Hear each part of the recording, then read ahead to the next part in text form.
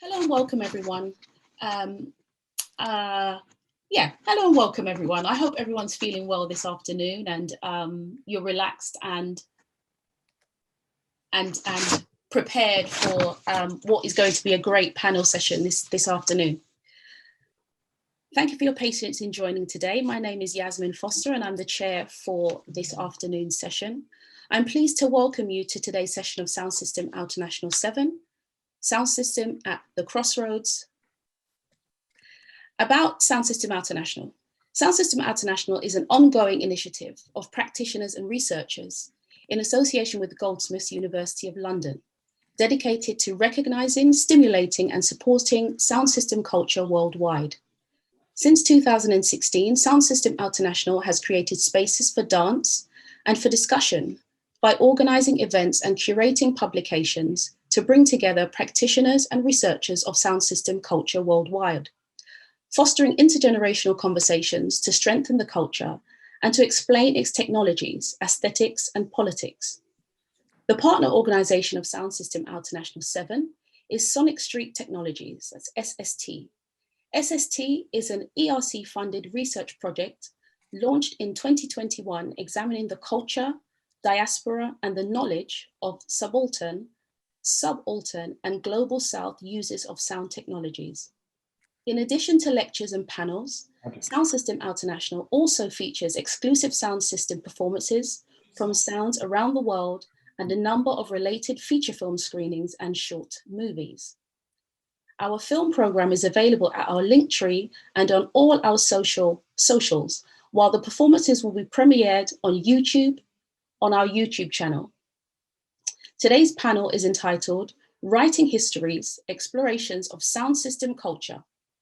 Our guests will speak for a maximum of 15 minutes, that is 15 minutes each.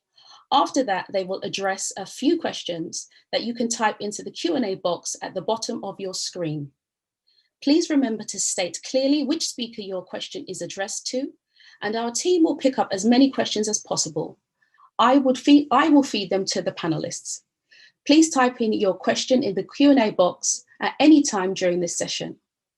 The session is also streamed live on our YouTube channel.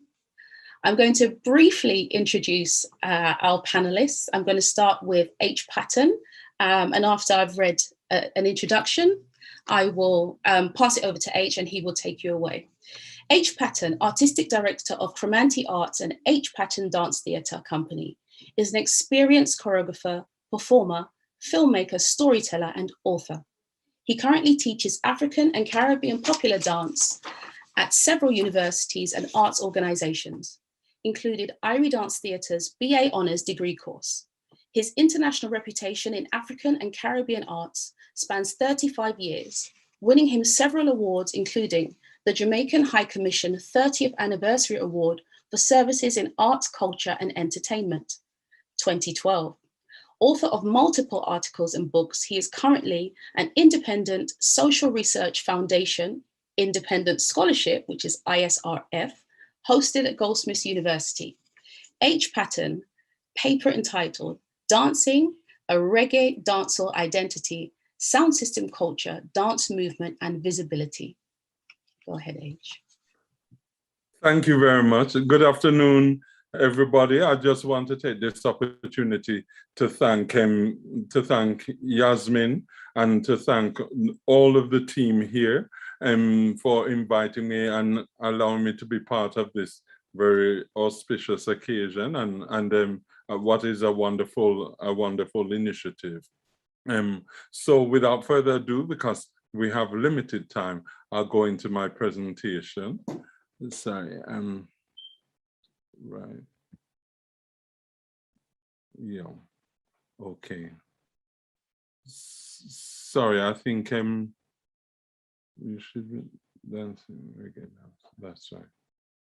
Okay, so dancing reggae dancehall, identity, sound system, culture, dance movement and visibility.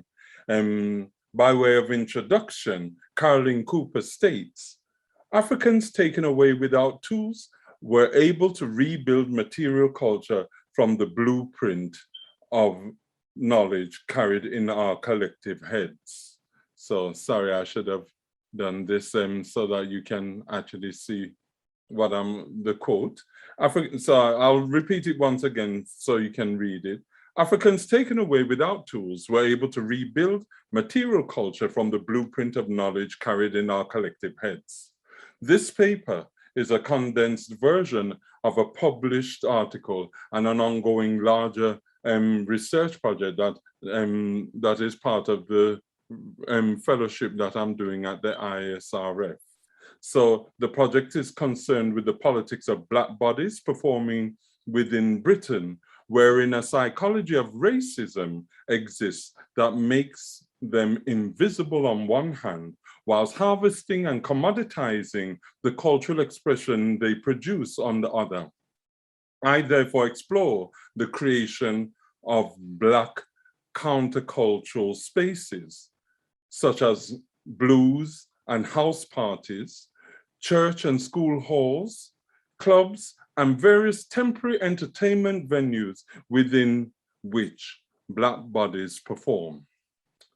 Today, I wish to focus on dance within sound system dance sessions, the corporeal dancing body, symbolic gestures, movement, and values, and Black bodies as resistant countercultural spaces, which I'll unpack as I go along.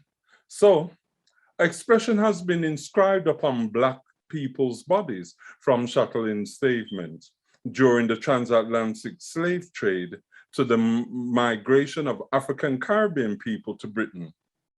The recent Windrush scandal and the current racism within football surrounding the Black footballers demonstrates Britain's deep-rooted structural racism. However, Black dancing bodies through sound system culture, featuring lovers rock, dub, and reggae dancehall, have been instrumental in resisting the hostility Black people continue to endure in British society. Dance exists within most human societies as a mode of communication. It facilitates spiritual, cultural, and individual expression, as well as the negotiation of identity, sexuality, gender, hierarchy, personhood, and profile. Dance also involves bodies connecting, expressing pleasure, dynamically, sensually, or in intimate contact with others. Crucially, dance enables individuals to move in a way that embodies the symbols and codes important and recognizable within their particular cultural experience.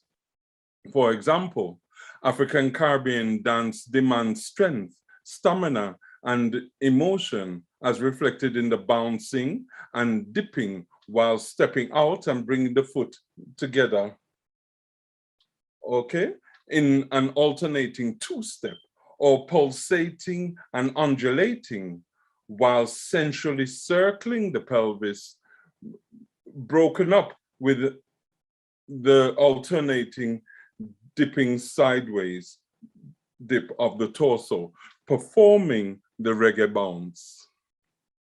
So, when we look at the performance of the reggae bounce and the rocksteady dance, it reflects a society in which dance is a lived functional practice. Each culture employs and positions dance according to the importance it plays within their worldview.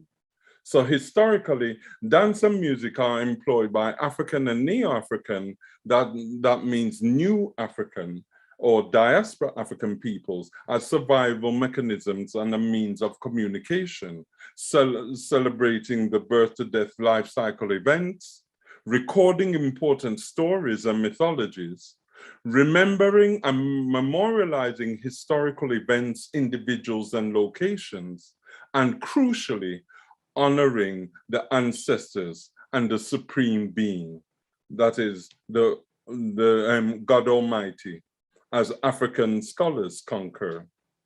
Through dance, many individuals become visible, engaging their corporeal dancing bodies to display and negotiate identity whilst voicing resistance against the injustices they experience. So now I want to unpack, I want to explain a little bit what I mean when I talk about the corporeal dancing body. The corporeal dancing body is a concept I coined to reframe dance from an African and neo-African perspective, to disrupt the Eurocentric lens.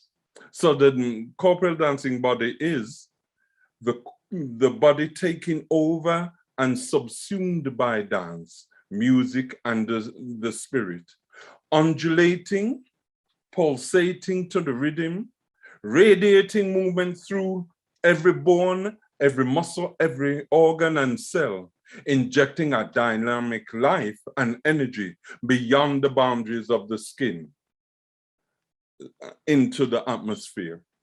So this contrasts against the mundane, weary, corpse-like body many African, neo-African people exist within, whilst confined, marginalized, perceived and treated as other in societies such as Britain, merely because of the color of their skin.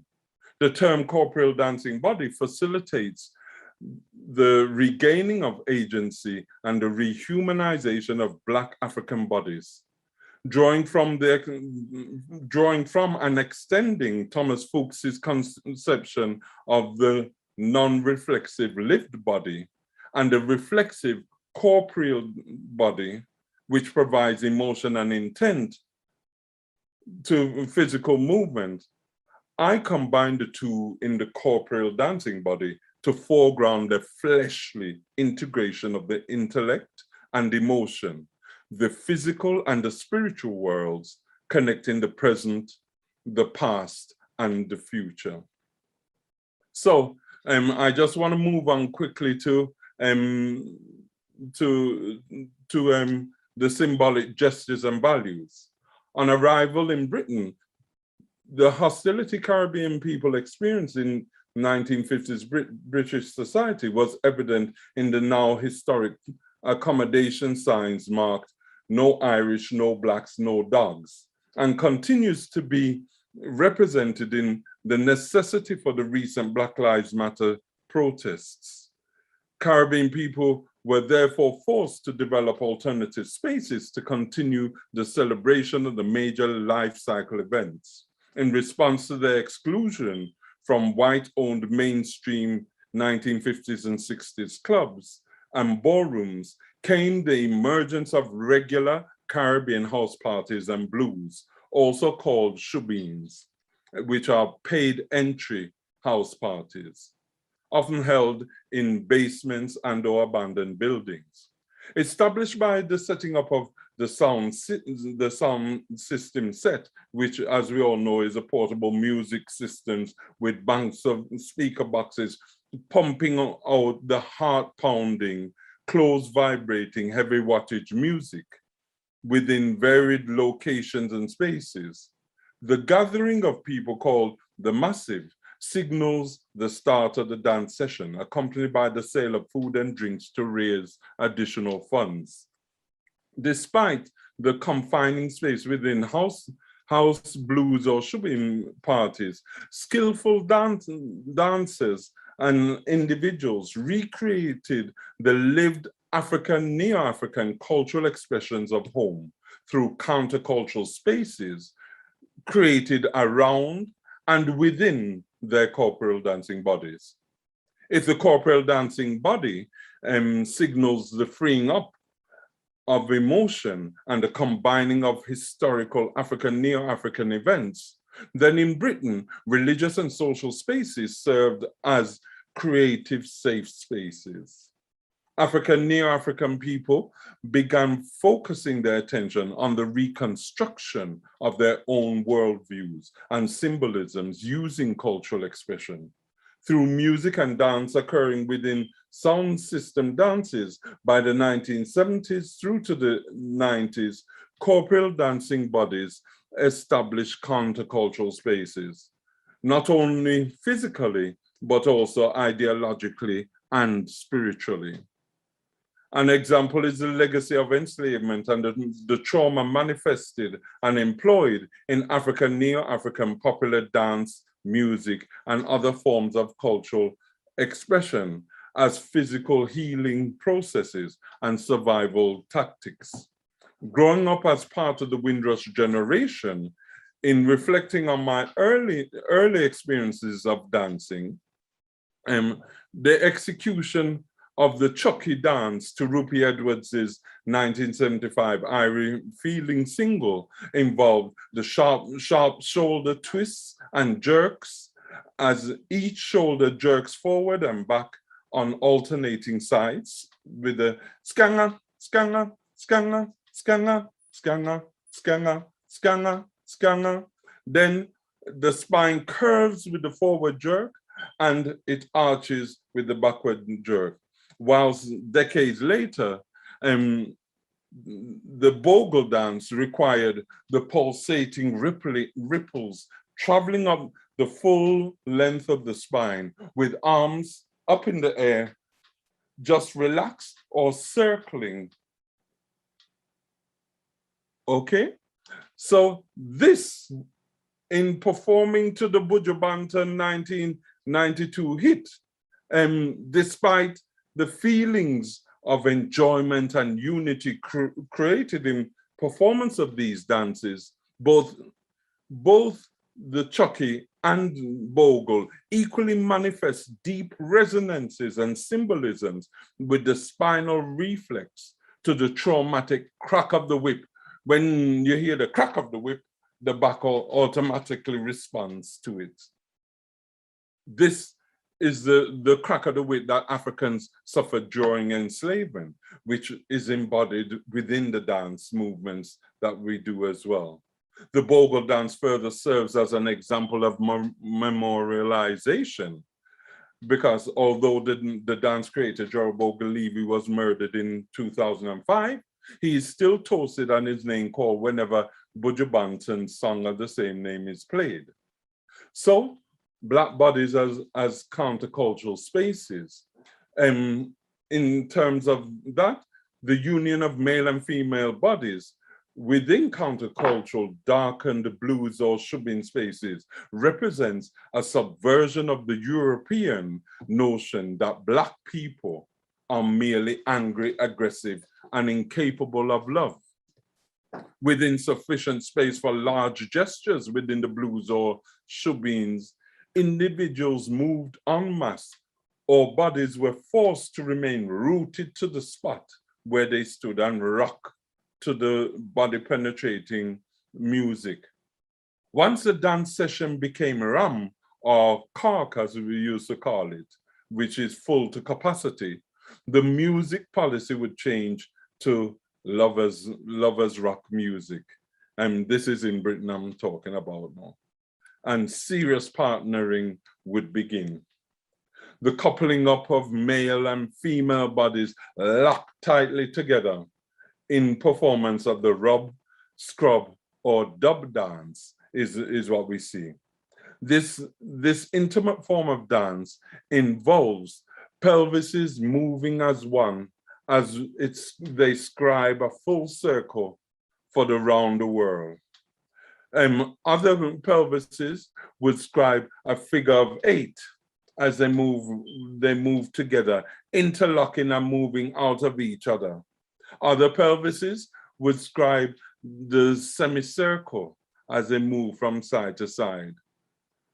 So the one common thing is that most would maintain constant contact, their bodies sometimes barely visible in terms of the movement to the onlooker. Okay. Oh, sorry, so, sorry, yeah. just to let you know, there's 1 minute left. Okay, I'm finishing off now. Linked to the fashion of the day, this style of dance initiated the phrase, dub out every pleat in the skirt, reflecting the ironing out of the pleats by dancing bodies, warm dancing bodies.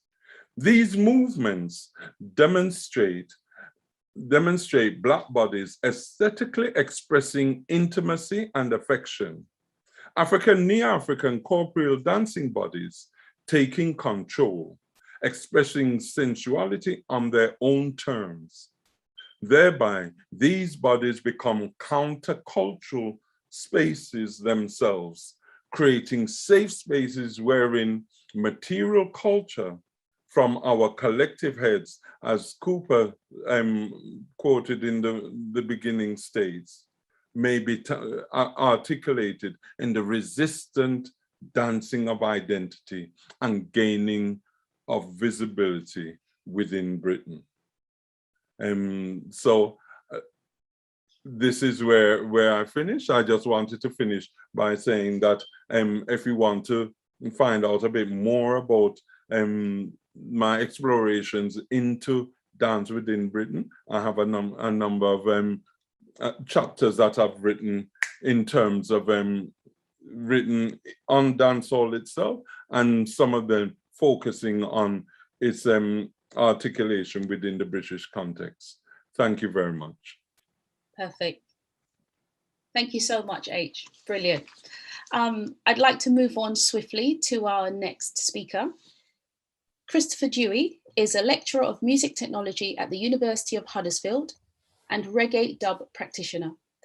Christopher's research primarily focuses on improving the user interfaces we use to create popular music. Christopher's interest and involvement in sound system culture was a direct consequence of attending the Sam Sharp Music Project in his hometown of Wolverhampton during the late 1990s and early 2000s. During this time, Christopher discovered the potential of music, specifically reggae music, for its ability to transform, uplift, and educate. Christopher relocated to Leeds in 2004 to work in education and immerse himself in the blossoming sound system scene. Christopher's paper is entitled Dub It Up, Field Notes from Promoting Sound System Events in Huddersfield from 2018 to 2020. Thank you very much, Christopher. Welcome. Great. Thanks very much, Yassmin. Thanks for the introduction. Thanks, H, for a wonderful talk there. I'll just share my screen and then we'll get started if that's okay. And from the beginning. And hopefully you can see that now. Yeah, great. Okay, so this is very different from the sorts of research I guess I do in my day job. I started off working within sound systems, being really immersed in the culture when in Wolverhampton growing up, as I said in my bio, and when I moved up to Leeds. And that kind of led the way for me to move into academia, to see music as a really important aspect of education and look at how we can educate the next generation through music, and eventually led to me working at the University of Huddersfield. So what I'm going to be talking about today is really photographs and observations that I took from running Dub It Up in Huddersfield from 2018 to 2020. So it's quite personal, it's quite different to what I would normally do. And I'll start with this quote from Vaughan Benjamin, Akebeka, or the band Midnight that you may know. We have to evaluate our ways from the start. And it's the ways that I'm going to be talking about today, and probably some of these reflections that have come out after a year of very much being trapped in our own homes, unable to meet together and perform and connect on the level that we're used to connecting on. And I'm going to focus on the ways of defining the different aspects that I saw emerge in Dub It Up. But to start off with, we'll start at the conception.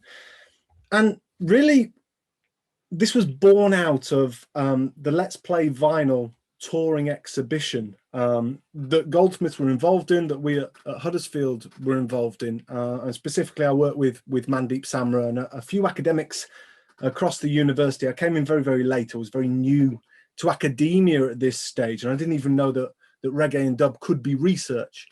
So we held a touring exhibition, went around the country, photographs that were taken of sound system practitioners. And as part of that, I wanted to bring some of my friends in to come and perform, so actually facilitate this conjunction, because it struck me as an interesting thing that here we are, we've got an exhibition, but we don't really have the music being performed. So on Saturday, the 19th of May, Principal, who you can see the back of Principal here, possibly a few more photos of Zebi Principal a little bit later on, and Jimmy Two Eyes. I had two generations of sound system operators and indeed sound system owners come and perform. And I think the biggest thing we learned from this exhibition that was, it was quite difficult to bring people into the university in Huddersfield to engage with this content. That really, this outreach was what we were trying to achieve here. It felt a very important thing.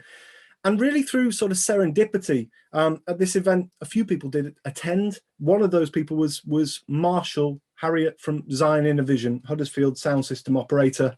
We exchanged contact details, and then we started thinking about how could we really extend this as a legacy to this Let's Play Vinyl touring exhibition, to really kind of showcase and celebrate sound system culture in Huddersfield, because really all that's left of the Venn Street venues is a shopping centre now, and really the heart of sound system has disappeared from the city. We wanted to bring it back. So step one was finding a venue, and this is a photograph from my train ride into Huddersfield every morning with the sun rising, and you can see the cooling towers there in the background, this little Viking settlement that so many are drawn to live and work. And this took a long time to achieve, was to find a venue.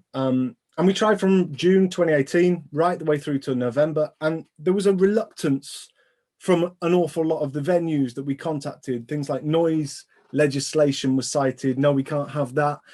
But also there was this negative association. I've seen this throughout West Yorkshire, I'm afraid, from promoting sound system culture events over the past 20 years, trying to put smaller events on for, I guess, grassroots systems coming up at working men's clubs, so on and so forth. Attitudes that I thought had disappeared, and possibly I was very fortunate growing up in Wolverhampton that we weren't exposed to those. There was a reluctance there, that there was this negative association, that people didn't really want to engage with what we were doing. They either didn't understand it, or they thought potentially we would bring trouble.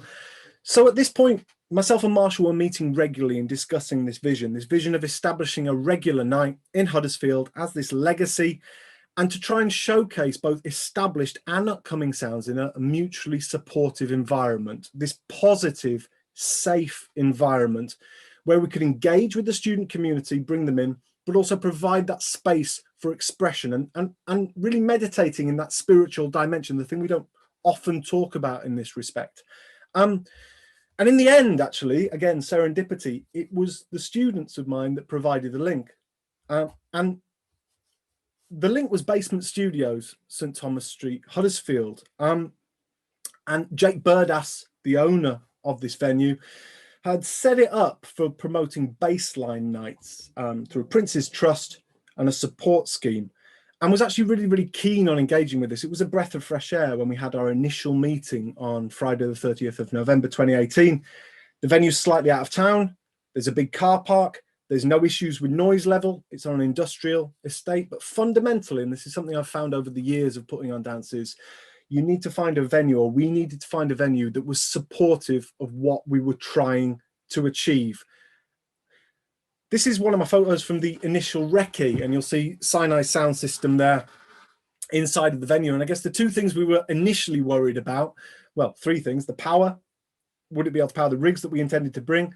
The height, would we be able to get the system stacks in? So I think myself and Marshall were there with tape measures, measuring things to see what we could get in, and the steps. So on the other side of the venue, there were similar steps, and that's your route in, 2 flights of steps, and bringing speaker boxes up and down those steps is something we might consider a little bit later on. It's a challenge, to say the least. So after a lot of discussion, we ended up being able to put on 7 events successfully from March 2019 right the way through to kind of a similar time a year later, part 7. In fact, there was a 1-year anniversary. Part 1 featured Zion Innovision and Irie Vibes from York, with Zion Innovision as the host. Part 2, again, Zion Innovision, Heitel Bosra from Birmingham, and Apache Hi-Fi from Bradford. Part 3 featured 4th Generation, so Principal that I showed you the photograph of earlier, that's his sound system, one of the founding sound systems in Leeds. UK Ponics from Burley, a younger upcoming sound system, and Gates of Zion from Huddersfield. We then had a break after May. We were trying to tie these dates in with the student timetable, so we took a pause from the events, and we actually handed over to some younger operators and allowed them to put their sessions on, almost lead the way, because I think I'm conscious of the fact that if we don't educate the next generation in our culture, then potentially we could lose it. So we came back in October with Fourth Generation, Ras Amrik and Underground Roots, before moving into November. And the November and December sessions were quite tricky. The weather was against us. I think there was an awful lot of politicized times. You know, it seemed to be the Brexit discussion got on everybody's mind, and there were difficult dances to promote. But the November dance was a biggie. We brought Maasai Warrior up from Bristol, playing against Zion in a Vision, with the December dance, Zion in a Vision, Dubbateers, and Negus Warrior from Leeds. And then our final dance was King Simeon from London, Blackburn, Operation Sound from Blackburn, again with Zion in a Vision there. And really what this allowed me to do was consider this sort of cycle. And let's take Richie Spice's quote, the world is a cycle.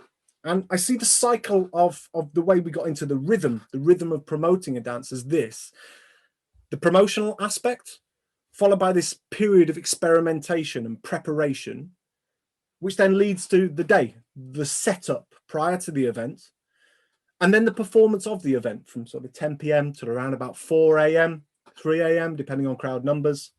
Then we have the ceremonial pack down before the review would occur, which would often be done over the telephone, maybe via WhatsApp, where we discuss our thoughts and feelings about how we could improve it. So I'm going to cover each one briefly in turn, but I'm going to try very much to stick to this sort of 13, 14 minutes. So here are our flyers from the events. And really the semiotic coding in the flyers is incredibly important. You'll notice I'm going kind of chronologically here from left through to right. And you'll see this design here is incredibly different from the first three. And the venue really wanted to help us and probably try and bring in some brand consistency, because they thought, okay, we need to kind of update the flyers. We want to try and attract a younger crowd to the nights you're putting on. But actually this was probably the most controversial flyer. I remember people saying, you know, I wasn't going to come to the dance because of the flyer. I didn't like the flyer. It's not what I was thinking it would be. So we moved on to the final 8 flyers, and I'll talk about this last 8 one. This is the event that never happened. Maasai, we changed the design of that. This seemed to be very attractive. I mean, the flyers would disappear out, the coffee shops, places I was promoting in, the flyers would disappear. But I think a lot of them were getting stuck on the wall and possibly not being shared with kind of word of mouth as some of the other events would have been. So we moved back to the traditional way of designing our flyers before really it was getting to a point where we were thinking, okay, we need to put all of our chips on the table. You know, we've been building up momentum of these dances. We've been bringing an awful lot of sounds. There's a lot of cost that's coming out of myself and Marshall's pockets. All chips on the table. How are we going to do it? So bringing King Simeon from London, from Jatubby's stable, was our route to bringing a big sound like Jatubby's and saying, right, let's try this. So that's the promotional aspects. In a dance, I think it's very important that we do engage with digital media, promotion via Facebook, although the numbers that you get told aren't always necessarily realistic of the numbers you might get on the night, but also engage with this traditional way of distributing, because indeed we're drawing a wide age range of people that are interested in our culture and our sorts of music. So that's the promotion. The preparation, the experimentation stage. This is a photograph from the back of Gary Judah's sound system, close friend of mine. And actually, past 15 months, I guess we've all been in this period of just preparation and experimentation. And this is where really the sounds are trying different things, different hardware effects, different processors, different preamplifiers, different signal routing, testing the equipment, maintenance. And really, we're trying things that either improve the sound, make the sound more reliable, or provide something different. And also during this time, there's the identification and the acquisition of any tracks or dub plates that you might want to perform at the event. And then the setup normally starts around 4 p.m. in the afternoon. It's a hive of activity. And here you can see Irie Vibe setting up with Zion in a Vision in the background.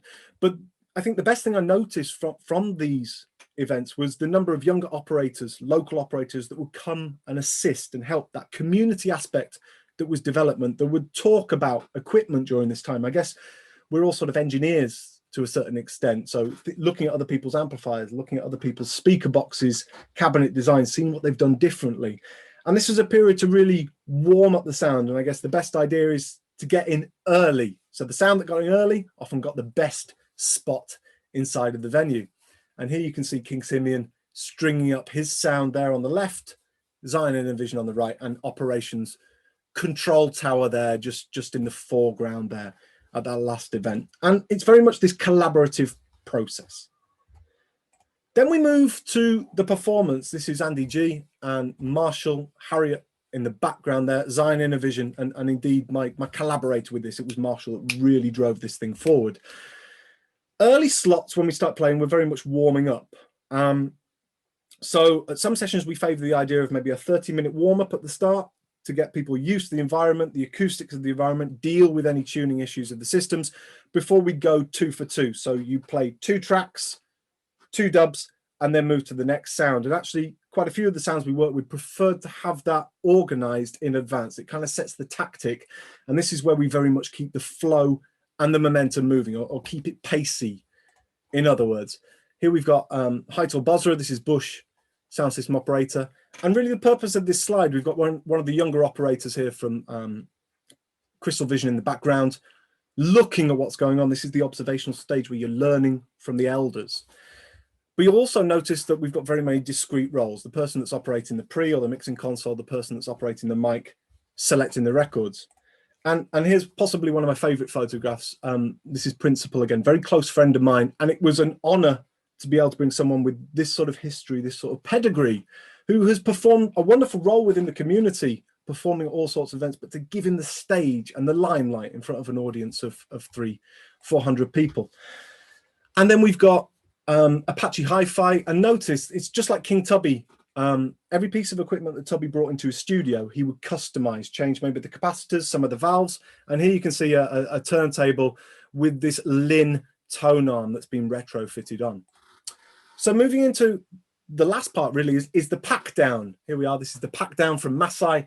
Again, it's that crowd of people that come together that may have paid to come into the dance, just want to support the venue, but also want to help and get the equipment out. And in this case, these were some pretty hefty bins that we had to get up and out of those steps. And then we move on to think about the reflection, what worked, what didn't work. And there were a few challenges that very much presented themselves throughout these events. Firstly, competition, and competition isn't bad, but sheer number of events that are being promoted in the UK every weekend makes it really difficult to find a discrete date where you can put something on. And quite often we had to find, make some sacrifices because we really didn't want to clash with other events, but this was tough, and sometimes some tough decisions had to be made because actually quite a lot of the audience would travel. Contingency, bad things happen. Masai had to cancel the first event because of the floods. Didn't think I'd have to speak about global warming, but indeed, we do need to think about these terrible weather events that we faced actually were prevented things from happening.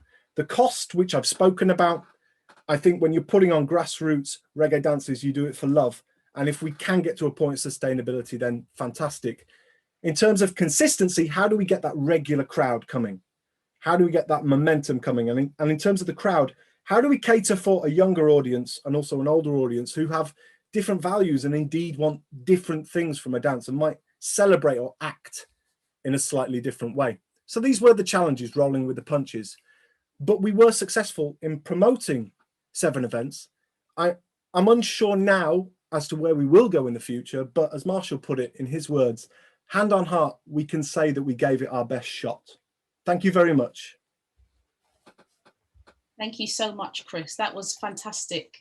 Some great visuals as well. I'll be talking to you about them a bit later at some point, I hope. We're going to move on to our next speaker or speakers. But just a reminder to put any questions you have for the speakers going forward in the chat at any point. So on to our next joint presentation from Mirjam Wirz and Daniel Alvarado Chávez. Mirjam is a photographer and researcher based in Zurich and Mexico City. She studied photography BA and transdisciplinarity MA at the Zurich University of the Arts and was organizer of Flash Institute in Vilnius, Lithuania, 2004 to 2009. Since 2010, she has authored and edited the publication series Sonidero City on sound systems and cumbia music in Latin America. A freelance photographer and lecturer in photography, she is currently studying translation. Daniel Alvarado Chávez is a DJ, sound system operator, and cultural researcher based in Mexico City. He is part of the sound system scene and is researching the scene simultaneously. His activities started in 2010 in the Azcapotzalco neighborhood in Mexico City and includes dance events, exhibitions, presentations in Mexico and Colombia, and creating radio programs. He's currently working as a producer and programmer at Ea Libra 105.3, Cumbiodroma, and Radio Barrio. Over to you, Mirjam and Daniel. Thank you very much, Yassmin. Hello, everybody. Thanks a lot for the invitation to this conference. Dani and me, we both started 10 years ago to research in the cumbia scene in Mexico City. I started the research on the music and entered what I didn't know at that point was also the sound system scene, because cumbia is played by the sonideros, the sound system operators in Mexico City and the northern part of Mexico.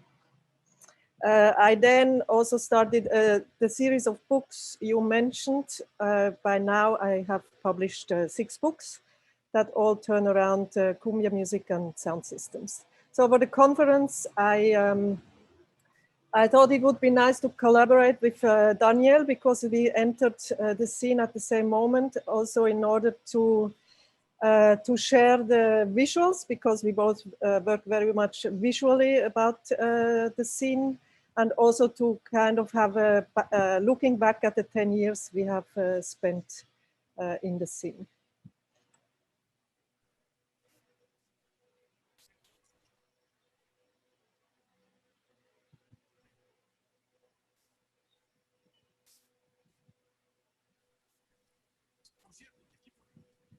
Daniel, can you raise your volume a little bit?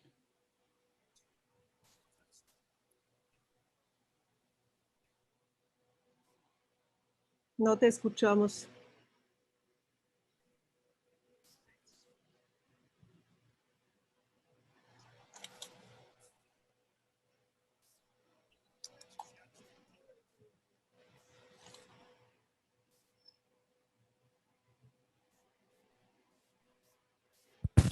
Hello, hello, you can hear me? Yes. You can hear me? Yeah. Hello, hello, hello, hello.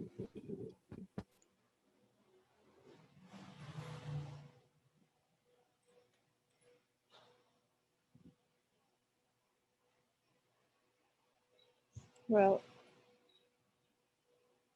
he disappeared. Let's hope he will be back.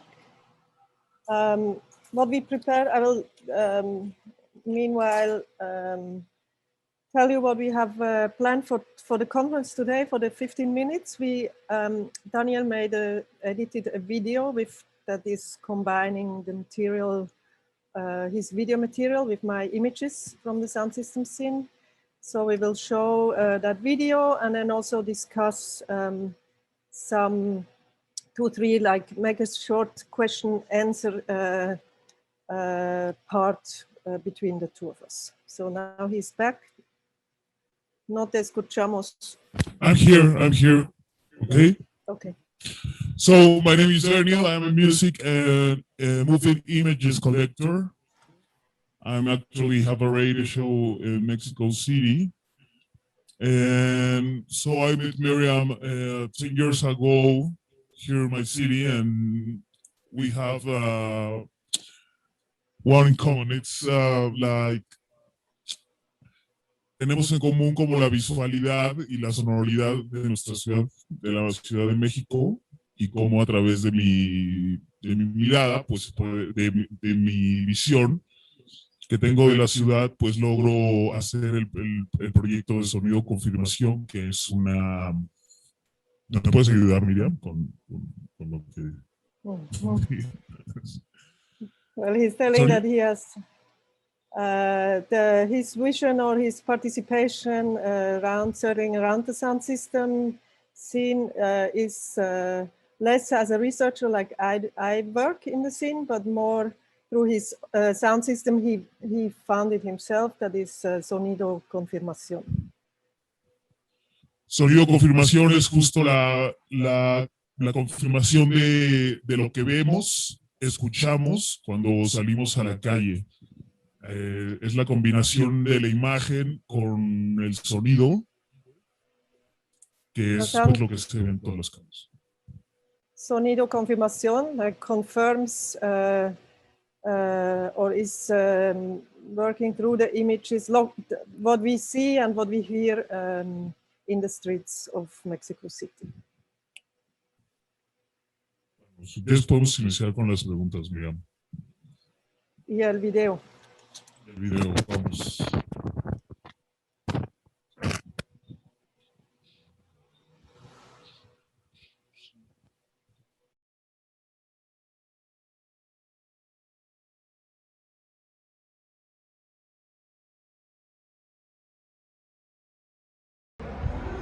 My name is Mirjam Wirz. I'm a photographer and researcher from Switzerland.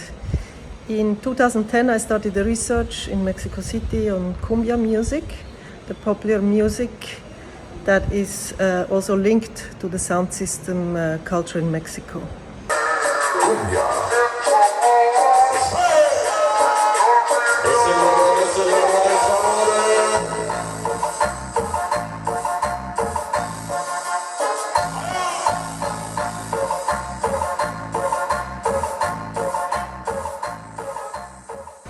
With the material of my first investigations that normally consist of photography, photographs I take in the scene, and of texts of conversations with the people I meet on the way of my research that I later transcript and edit, I published my first book, Sonidero City, in 2013.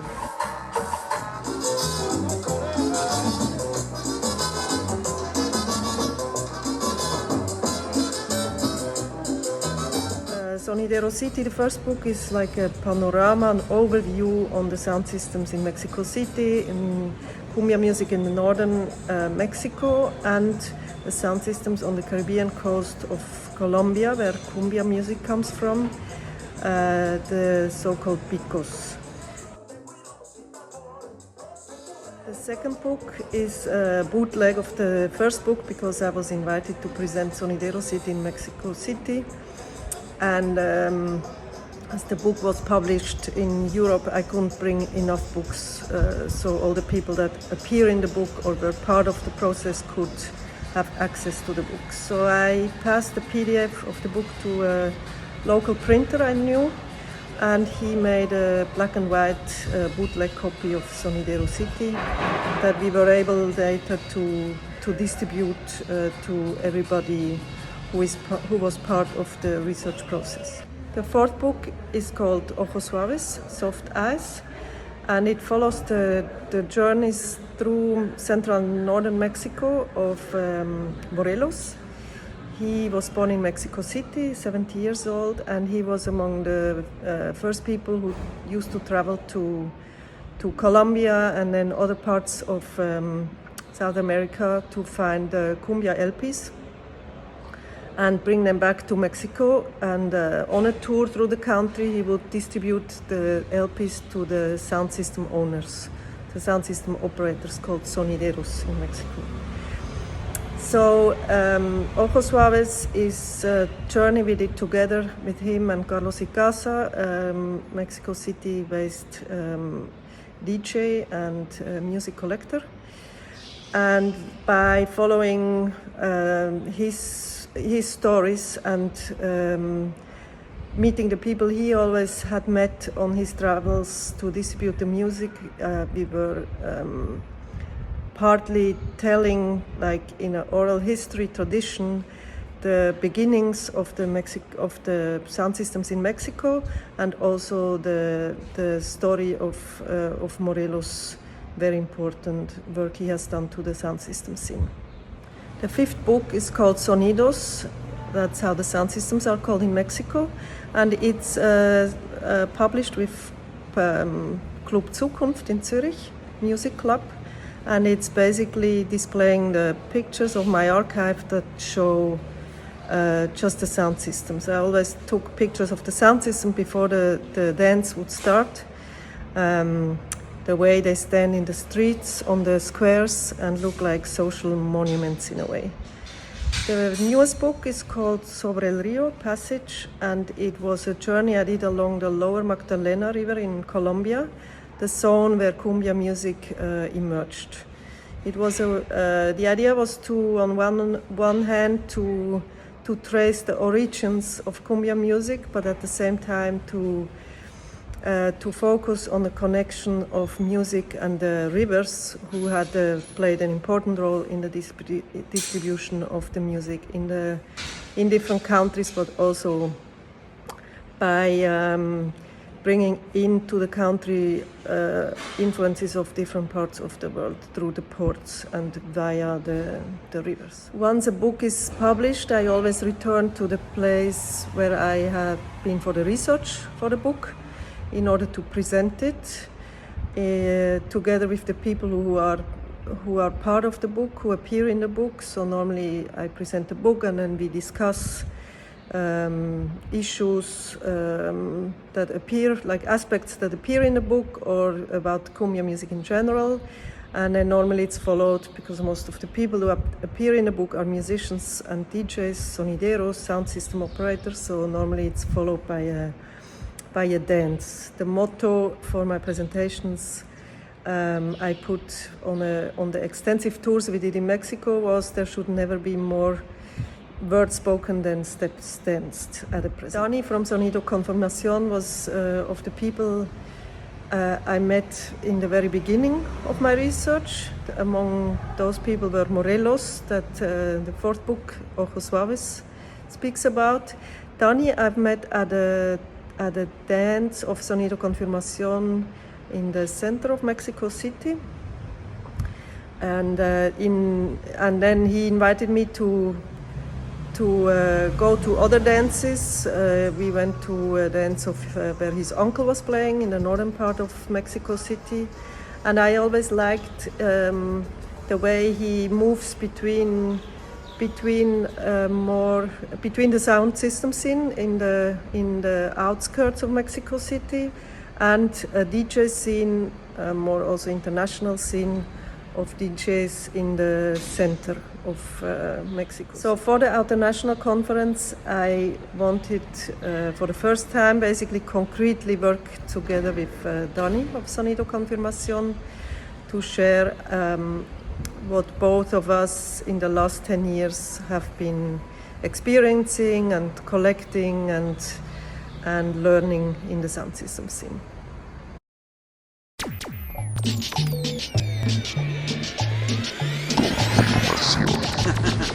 Presenting.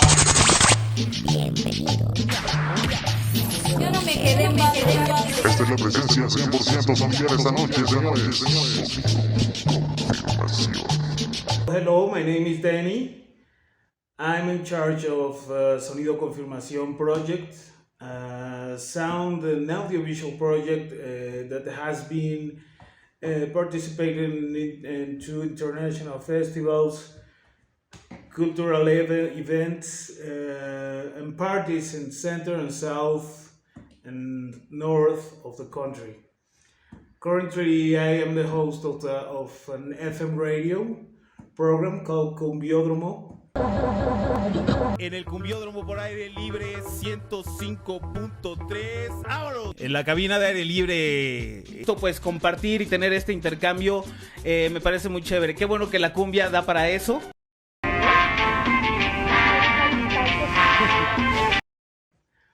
It is a Saturday program in which I program classic cumbias at the same time as we premiere a new cumbia.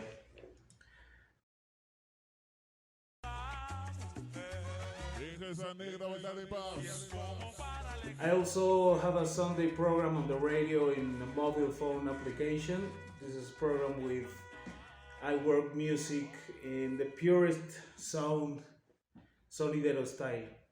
I met Mirjam years ago. It was almost when I started with the Confirmation Sound project with Sonido Confirmación.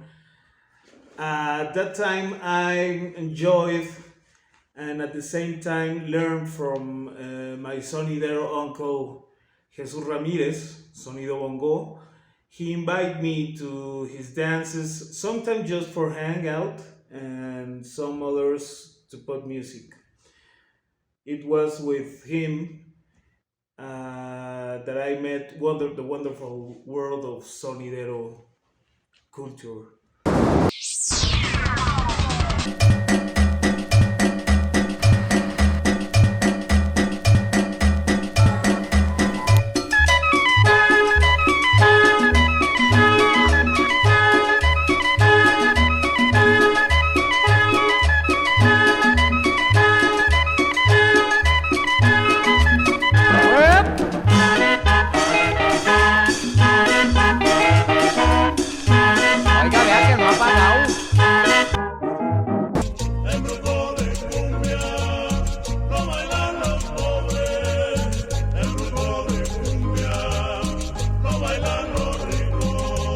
Sonido Bongo is a kind of sound worker.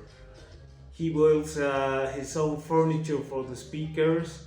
When Sonido Bongo plays in the streets, he improvises his connections to obtain energy, taking it from the light poles that are in the street. That is a true sound worker.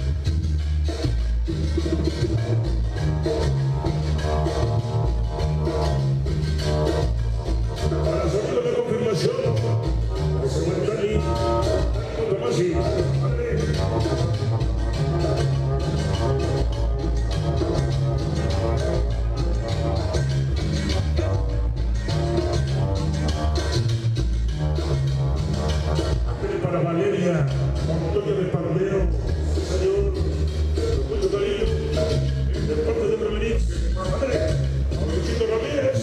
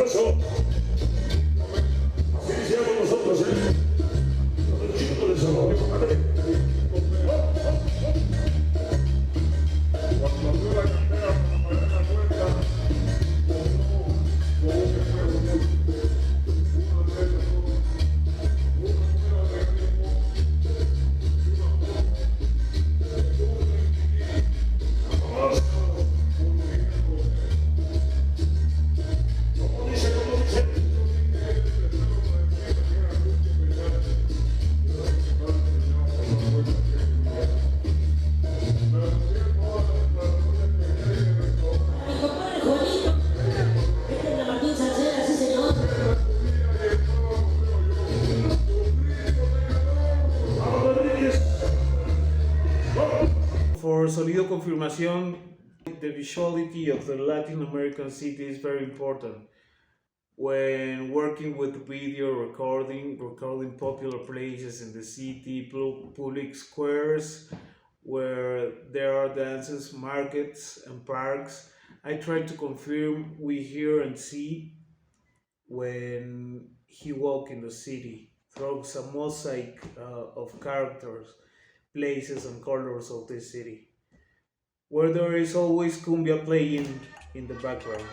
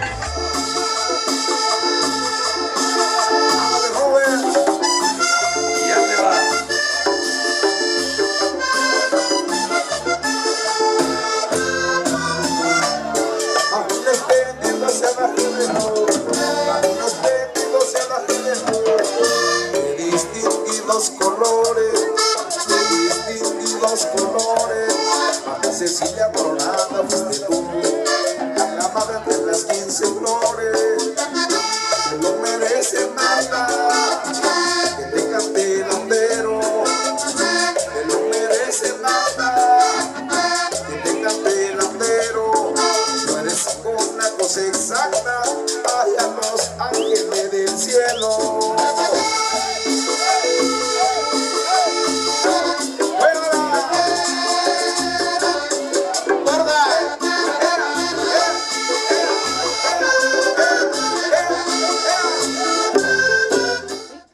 But I'll introduce the next speaker anyway. Emilia Cox is a final year journalism student at the University of Sussex. She's inspired by the creative forms that arise amongst harsh circumstances and how those forms become tools of communication and expression within different contexts. Having lived and studied in Japan, she has written about the Japanese interpretation of hip hop. She was a contributor for the UK hip hop website ukhh.com, and she's currently writing about the prevalence of sound system culture in Devon. Emilia's paper is entitled Sound System Culture in the Rural Southwest. Take it away, Emilia.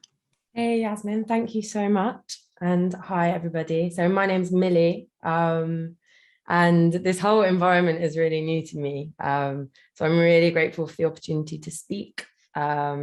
But yeah, I'm just very inspired by the developments of sound system culture because they relate a lot to my experiences going through my teens, my experiences growing up. So I'm just going to find my presentation. Okay. Screen.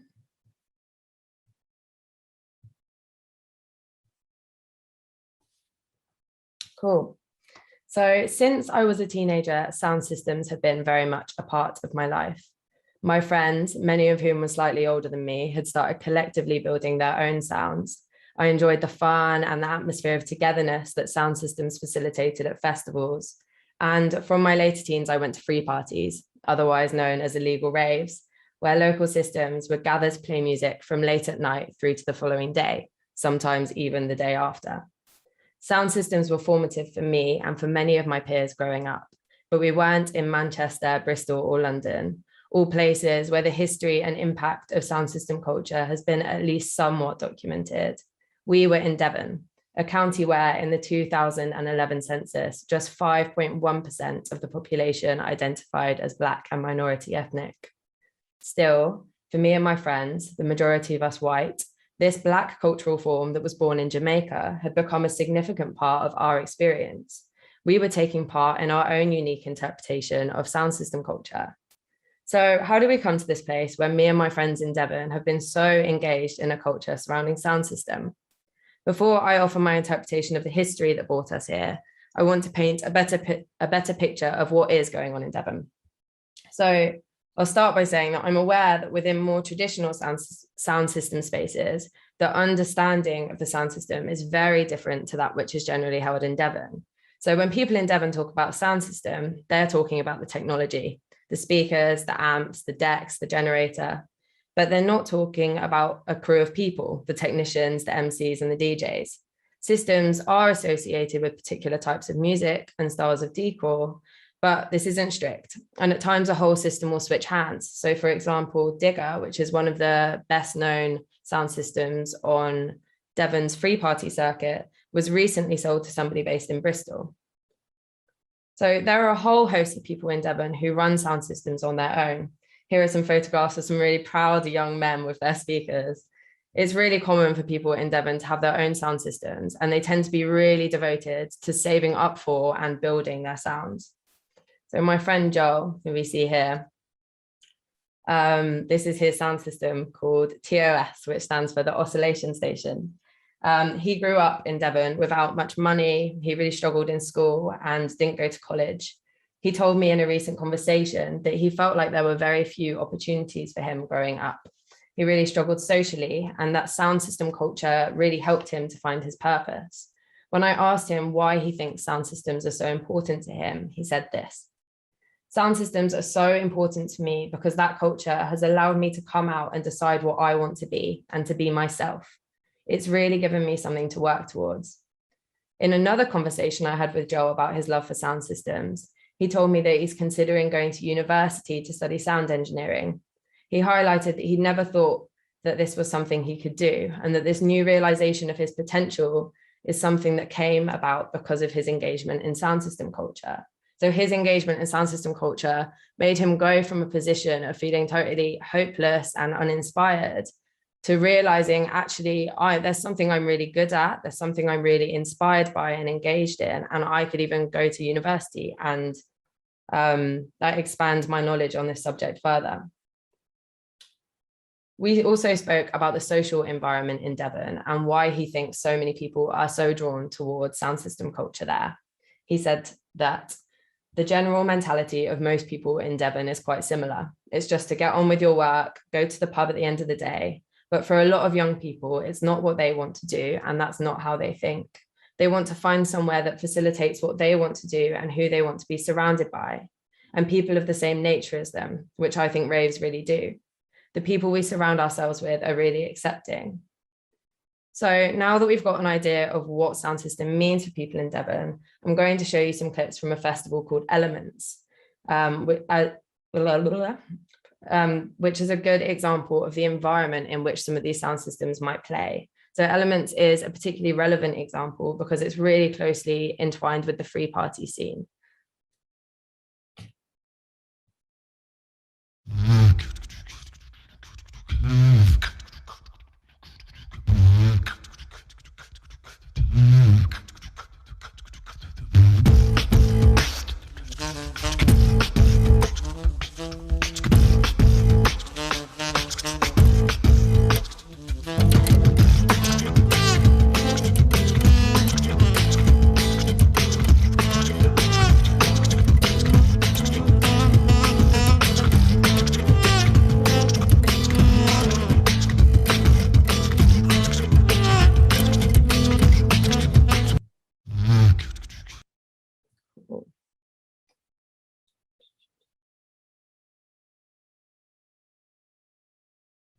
Clip number 2. Every nation in every region now has a decision to make. Either you are with us or you are with the bomb.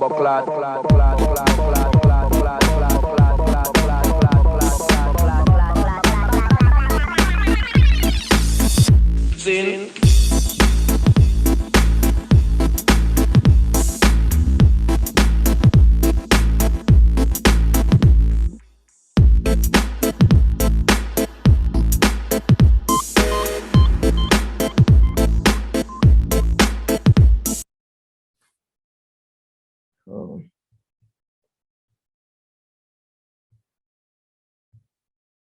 So these videos demonstrate what is very striking to me about sound system culture in Devon, which is that it is made up of an amalgamation of elements of multiple cultures. So in the first video, we saw a Shire horse lead people into the festival where punters were practicing circus skills, and there was a bar set up outside of a traveller's wagon. In the second video, the emphasis was on the lineup of sound systems with visual references to Rastafari and audio samples of Jamaican colloquialisms mixed into bass music. This sampling of reggae with strong political messages and mixing it into rave music is actually really common for tracks that circulate around the free party circuit in Devon. So it seems that there are 3 main influences here. We're seeing elements of the sound system culture that was nurtured by West Indians in dances from the mid-50s onwards. We're seeing aspects of traveller culture, and we're seeing parts of rave culture too. All of these appear to be coming together in the sound system environment in Devon. So one of the biggest influences on this scene is the sound system culture in Bristol. Bristol is the biggest city in the southwest of England, and it is a 2-hour drive from Mid-Devon, which is where Elements Festival took place. Blues dances that took place in Bristol through the 1960s and 70s, where the sound system was central and reggae, lovers rock and ska were played, lay the foundations for Bristol's bass culture, from which genres like trip hop, drum and bass, and Bristol's take on dubstep emerged. So the exchange between Bristol and Devon is really interesting. While I was studying for my A-levels in Exeter, which is Devon's capital city, my friends would often get the coach to Bristol for weekends or just for a night to go to events at Black Swan and Lakota, both venues that are renowned for their upkeep of Bristol's bass music scenes.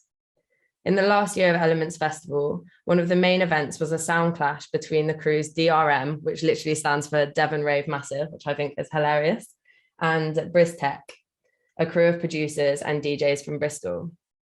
After the event, songs from the sound clash would play at private parties that I went to, such as this one that you can see on the screen. I spoke to my friend Sean, who runs a small sound system and was out at the festival, and he said that we saw what classic dub and reggae sound systems were doing in Bristol and thought we can do this ourselves, but with rave music. So that is how the sound clash that happened at Elements came to kind of be. And this really demonstrates how people in Devon have been sampling elements of Caribbean culture and reworking them to fit into their context, which is of course massively different in multiple ways, primarily in that it's not shadowed by a backdrop of racism. Whilst the blues dance and the roots of sound system culture are what have been most influential in Devon, we are also witnessing a convergence of sound system culture with traveller and rave cultures. So in the late 80s and early 90s, when acid house music boomed and people went raving, these parties were powered by the same styles of sound system that developed from blues parties. An interesting demonstration of the connection between these cultures is the Exodus Collective. So Exodus, who use the slogan Movement of Jah People, are a community collective and sound system from Luton who formed in the early 90s. They're still going now, but they've changed their name to Leviticus. Exodus squatted an abandoned property and turned it into a community housing space. And they hosted free parties with a strong political stance, objecting to private ownership of the countryside and the commercialization and control of social environments. They were more connected to traditional sound system culture than people in Devon are. I recently spoke with Glenn Jenkins, who was one of the founding members of the group, about the evolution of sound system and its role as a political tool. Glenn told me that he was following Gemini and Lovelight reggae sound systems from around 1982 onwards, and noted that it was from these environments that rave evolved. To use his words, to me, that's the organic evolution of rave culture in the UK. It roots from reggae and sound system, and then we sped it up a bit, threw a few piano lines in the way. I asked him if he thinks that rave and sound system are inherently political, and he said, I don't think raves and sound systems are inherently political, but I think that they're massively valuable weapons in the struggle for freedom from commercial exploitation and everything else in this country. I think they're so much better than guns, because guns are about taking life and all of that sort of violence, and we are non-violent. We love life. So I'm just going to share a little clip of Exodus as well.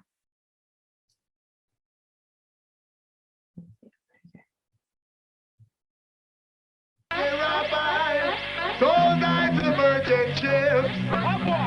Minutes after they took I from the bottomless pit, but my hand was made strong by the hands of the Almighty. The power is taken away. Where I go, let's hear some noise. We could encourage the kids to know.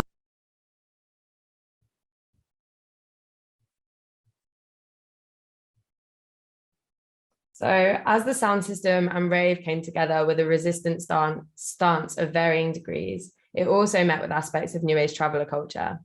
This is something we saw really clearly in those clips I just showed you of Elements Festival with the Shire Horse, for example. It's also inherent in the shape that these outdoor gatherings take. This is because the Free Festival, the style with which these festivals and free parties take place, has long been a significant practice in traveller culture. So in Devon's free party and festival spaces, we're witnessing a hybridized version of sound system culture. In its evolution, it has merged with rave and aspects of New Age traveller culture. Whilst people involved in sound systems in Devon do not have the experience of racism that necessitated the blues dance, for example, there are threads of anti-authoritarianism, anti-capitalism, and a resistance stance throughout the sound system, rave, and traveller cultures that have allowed the three to be merged together in Devon. As my friend Joel hinted, the sound system dance offers people like him who feel disenfranchised by a capitalist, commercialist society an opportunity for a sense of camaraderie. Sound systems play an important role in allowing young people in Devon to express themselves, to feel seen, and to challenge social environments that do not work for them. So that's that. Thank you. Thank you, Emilia. Another fantastic presentation. Moving on swiftly to our last speaker. Eric Abbey, PhD, is a professor of English and literature at Oakland Community College in Michigan. He is the co-editor of Hardcore, Punk and Other Junk, Aggressive Sounds in Contemporary Music, and the author of Garage Rock and Its Roots, Musical Rebels and the Drive for Individuality. He is a professional musician and producer of ska and reggae, and owner of the Pocket Sound System and Abbey Productions LLC. His newest book, Distillation of Sound, Dub in Jamaica and the Creation of Culture, is set for release on Intellect Books in 2021. Thank you, Eric. Excuse me. Eric's paper is entitled Sound System Culture in Detroit, Michigan, USA, and the Effects of Location. Okay, thank you very much. And thank you everybody for attending the panel and everybody that came before me. So this is a presentation that is much linked with what Chris was talking about in his town and community, and is more personal reflection and discussion to start off future research in the Detroit dancehall and reggae scene. Share my screen a little bit here and get this going. All right, so as we're talking about sound system culture today, I'm in Detroit, which is in the middle of the United States. And this is a discussion about some of the difficulties and challenges about producing and creating sound system culture in a city that is known for house music and raves and starting off rave culture. So this is a starting point into future research into this Detroit dancehall and reggae scene. As a participant for many years, it is time to start documenting the many stories and people who have been a part of the culture within Detroit. There are other Midwest sound systems, much that are in similar situations as myself and others, one being Steelyard Sound System in Cleveland, and another being Prize Fighter Sound in Minneapolis. These are all generally stylized after dubstyle and other American sound systems. So some context and history of the Pocket Sound System. Myself, I started as a touring musician, which continues today. I had an iPod Nano loaded with ska and reggae to play between sets at bars that would play rock and roll and other pop music. After that, I began mixing with a Pioneer mixer and developing a base for digital and eventually vinyl mixing.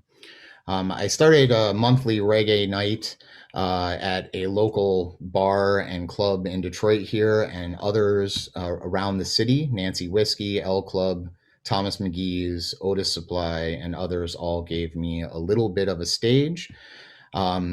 Doing a lot of extensive research into dub music for my dissertation, I was lucky enough to work with and interview professors at the University of the West Indies at the Reggae Studies Unit and present at a conference during a research trip. During this trip, I visited Tony Meyer's yard in Kingston and interviewed him as well. Learning from him about building and the business of sound system inspired me to start my own here in Detroit. I started the first box build during the winter months in Michigan in my garage, which was extremely challenging, but a lot of fun. And it continued, and it continues still today. There's little to no crowd for this culture in Detroit, but by being a part of the reggae and ska community for so long, I was able to draw small audiences to these events. I was also determined to stay a do-it-yourself sound system build. The debut of the sound system was right before the pandemic affected everybody around the world at a local punk hostel during a Suicide Machine show where I played reggae in between punk and hardcore bands.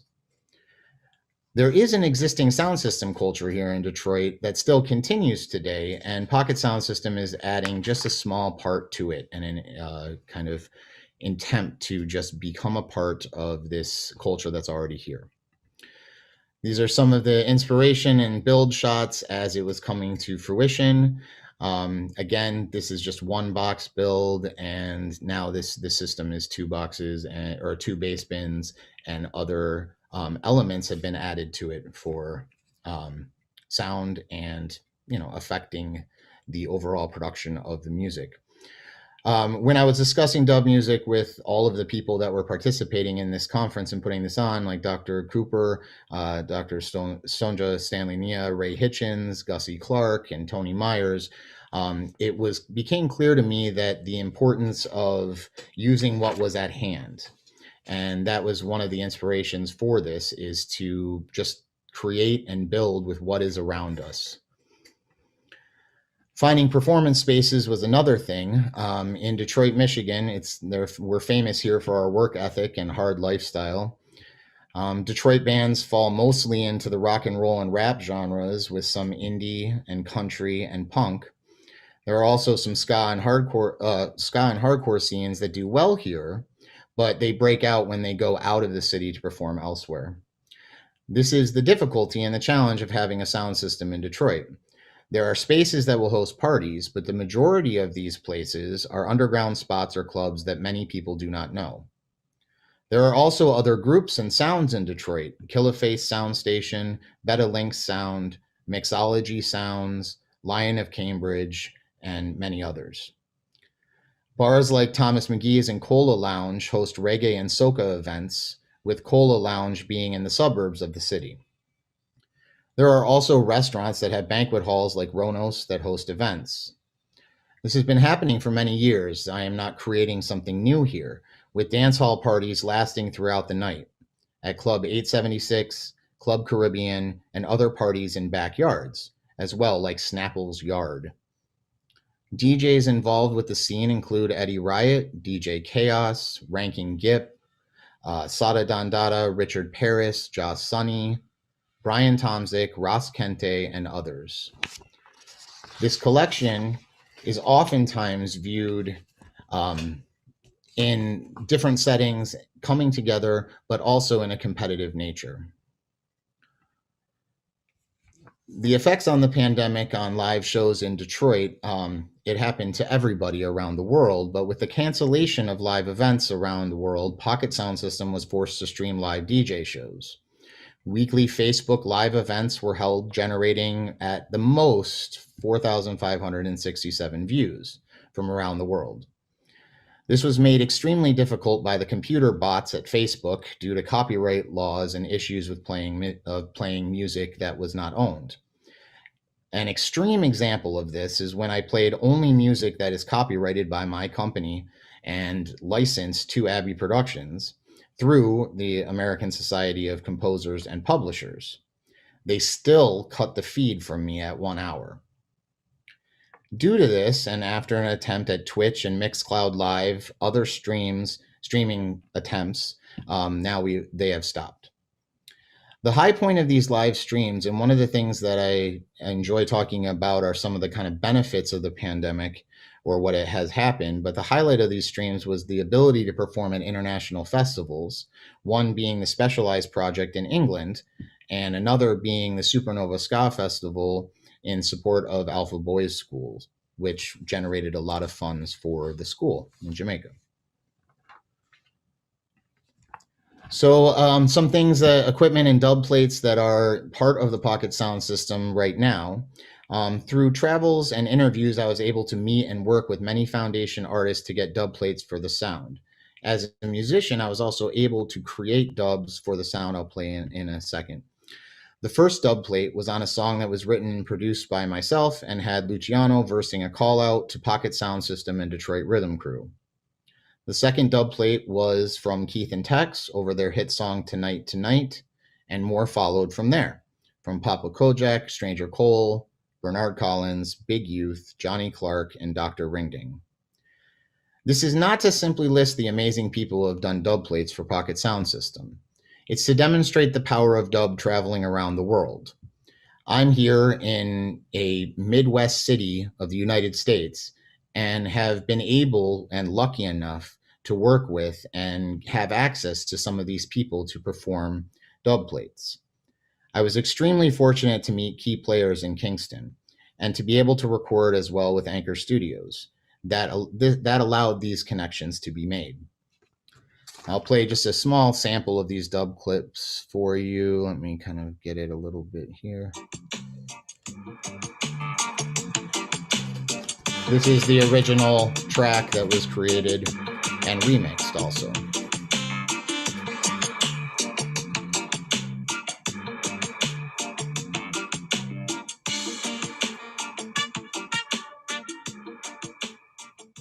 Now with no further ado, I present to you the undisputed champion of the dancehall, the Pocket Sound System. Every time them win, saying, and the real dancehall king. Now big up the Detroit Rhythm Crew, Castle and Hooligan, and the messenger, the Cabal, so take it away. Finish them.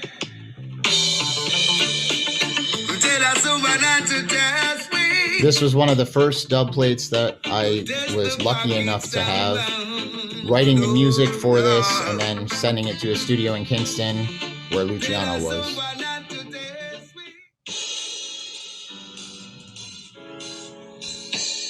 And another example of a dub over a band that I play with today.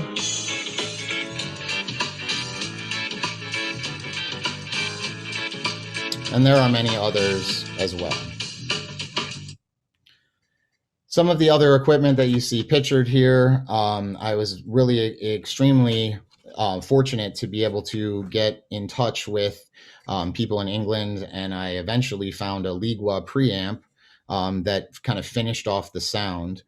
And another in the last slide here, or last picture here, is a custom-made spring reverb tank that was made by Soon-Come in New York City for me and for the sound system.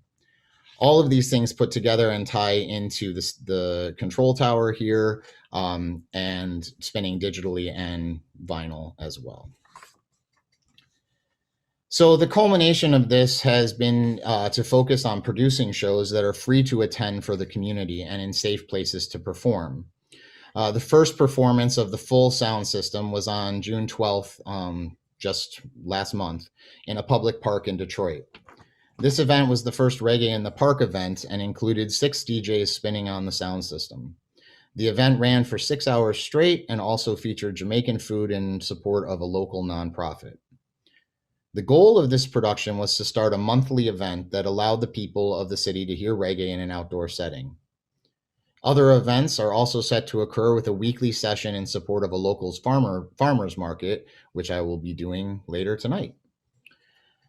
The drive is to bring sound system culture to the community again and to research the already existing culture that has so limited focus on it right now. Outside of clubs as well as inside, the importance of sound system culture within and representing Detroit and the Midwest is also imperative to this conversation. I am indebted to the people that I have met along the way and the people that have been consistently doing this for many, many years in other parts of the world for generating and inspiring this kind of build. The Pocket Sound System and reggae per se in Detroit has been here for a long time, and hopefully we will continue to document and enjoy sound system culture here in the Midwest. Thank you all very much. Thank you, Eric. Thank you so much. It'd be great if we could have speakers back on screen. We're going to take some questions. And again, I'm aware of the time. Really fruitful conversations, lots to think about. And the questions have come in thick and fast. I'm going to start with a comment to H from Stephen Olende. He says, found out recently that no Irish, no blacks, no dogs sign has a direct equivalent in Texas and elsewhere in the US, with the Irish being replaced by Mexicans. Paul Ortiz talked about it in a talk supporting his book, An African American and Latinx History of the United States. That's just a comment. So moving on, my first question, or the first question, again for H. Do we have H? Yes, we do have H. Again for H. Matthias says, thanks so much for showing your important work and sharing some groovy moves with us. I was wondering if you could expand about what you mean when you say that the corporeal dancing body is an expression of the spirit amongst others. Could you elaborate a bit on the spiritual part? That's the first part of the question. There's 2 more parts. You also mentioned that the construction of neo-African identity in the UK through dance is anchored in knowledge that is carried in the collective consciousness. Could you maybe explain the idea of collective knowledge and experience a bit more? And the third part of the question, any sources for the two above would also be highly appreciated. Thanks a lot. Okay. Well, thank you very much, Yassmin, for putting those, and thank you, Matthias, for those questions. In terms of the spirit in the corporeal dancing body, when I did my PhD, one of the things that came out very clearly was the fact that although a lot of the dancers themselves, sometimes when you ask them particular questions about the spiritual, they'll tell you that spiritual dancers don't have any spiritual. And some people, when you ask whether there's a spiritual connection, they say, no man, you must be talking about reggae. And the distinction is made between reggae and dancehall. But when they begin to speak, and then they start to talk about the connection between dances, like when you look at some of the movements, and you start to see there's a connection between, say, dances like the bogle, where in the bogle you have resonances from out of the Brookings dance. You also have resonances from out of the revival dance as well. And so therefore you start to see there are spiritual underpinnings that manifest themselves through the corporeal body. So that's really what I'm speaking about when I start to talk about the spiritual underpinning, because those who do the dance are the same people who will go to a revival session, who may go to a Kumina session. And when they come to the dancehall session, they don't leave their spiritual selves behind. They enter, and when they enter, that is embodied in them and then comes out within the dance that they perform in the dancehall space.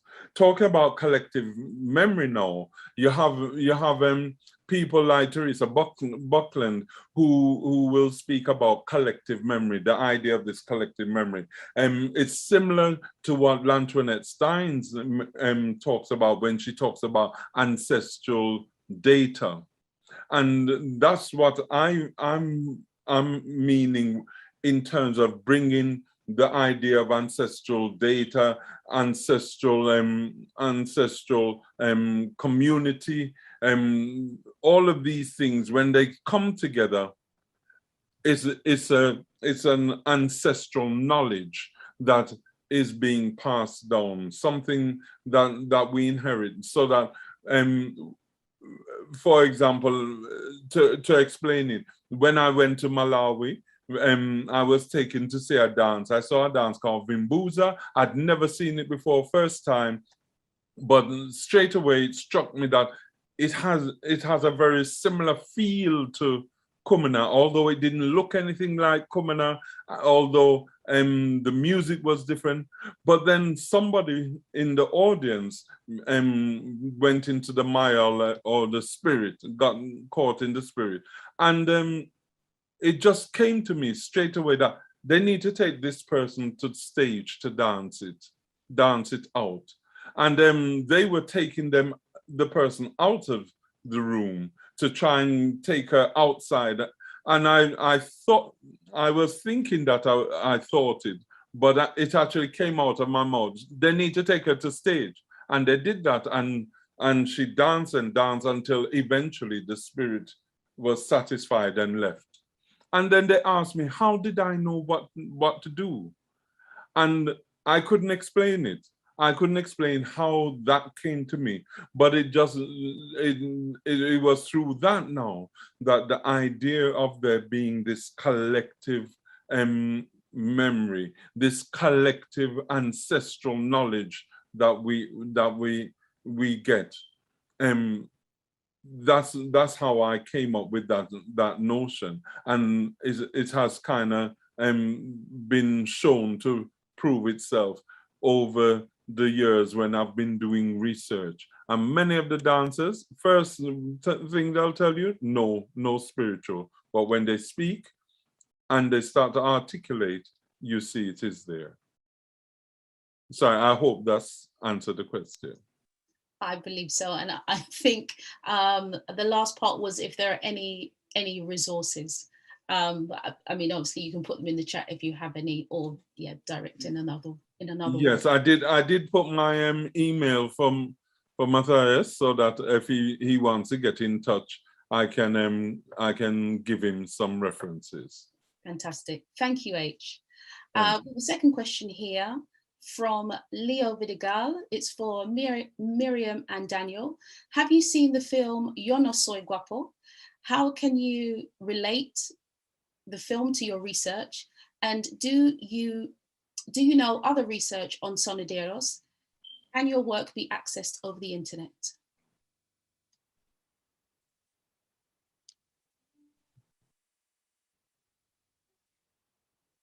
Mirjam, I think you're muted.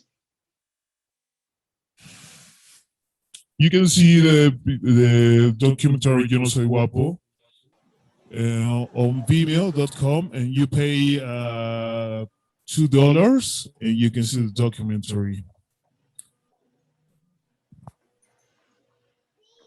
Well, I think we saw it both. There was compared, for instance, to the cumbia scene in as I saw in Peru or in Colombia, in Mexico. There was not really so many people, not so many researchers working on the Mexican sound systems.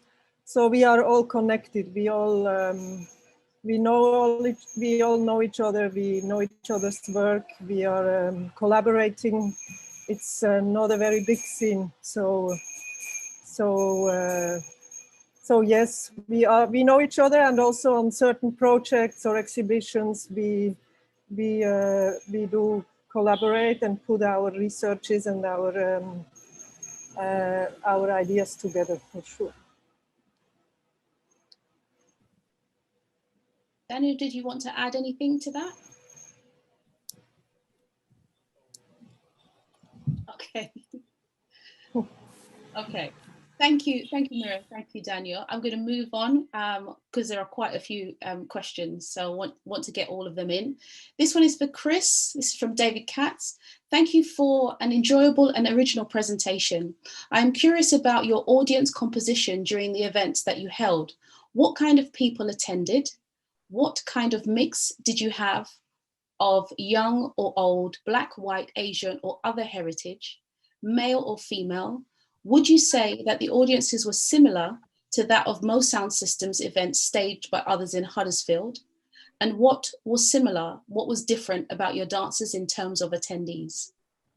Okay, thanks very much, Yassmin. You might have to prompt me if I miss anything there. Thanks, great question, David. Yeah, okay, so basement where we held the events was set up for baseline dubstep dance music events, which were largely drawing, their sorts of events largely drew I guess a white working class audience, younger audience, and we certainly saw quite a few of those people coming to our earlier events. There was quite a transient audience in some respects, that some events we would pull a broader range of age groups and ethnicities in, and other events maybe not so much, possibly depending on the name of the big act. If we were promoting someone larger, I would say that we were drawing crowds from outside of Huddersfield. I mean, being based slightly out of town with the car park, we were certainly drawing from Leeds, definitely from Chapeltown community in Leeds, Bradford Black community,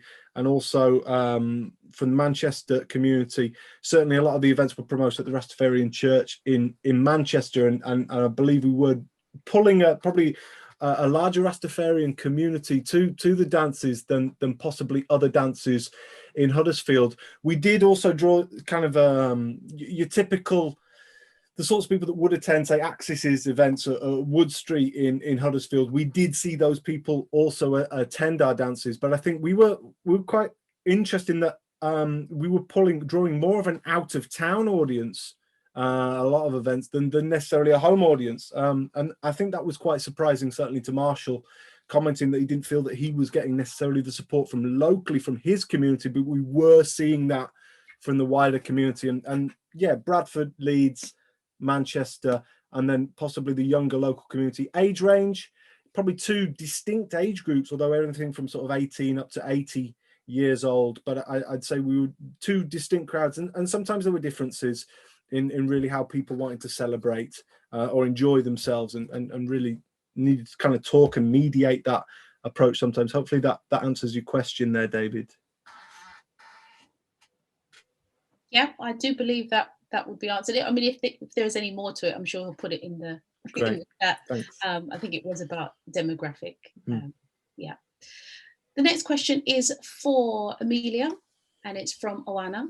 Thank you so much, Emilia, for an inspiringly refreshing ethnographic account of Devon's sound system scene. At Sound System Outernational, we have often hosted and learned from women-led sound collectives. How would you describe the participation of women within the scene you talked about? That's DJs, producers, selectresses, or just consumers and supporters? Thank you, Yassmin, and thank you, Oana, for the question and for the lovely feedback. I'm really grateful for that question because it's made me think in a way that I hadn't before about sound system culture in Devon. And reflecting on that, in my experience, there are very few women engaged in the hosting and DJing at sound system events in Devon. It's really minimal. There are a couple of DJs from Bristol, and obviously I said that Bristol and Devon are very closely entwined, such as Mandy Dextrous. She's a transgender DJ, a female transgender DJ, and she's one of the most famous on that kind of circuit. There's another female producer and DJ called Shosh, who runs a collective called the 24-Hour Garage Girls, who are on, they go to different festival circuits, but they're based in Bristol, and they dance on stages in quite a sexualized way. So it's just really made me think about what role women play in these environments. And I'd say it's still largely kind of almost, I want to use the word passive, and quite sexualized, which is a shame. But yeah, so it's made me think about that. So thank you. Hopefully that answers the question.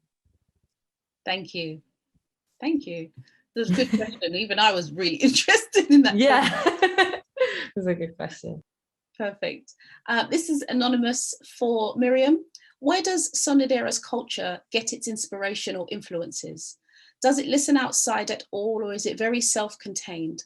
Or other Latin sound systems, for example, Pico in Colombia?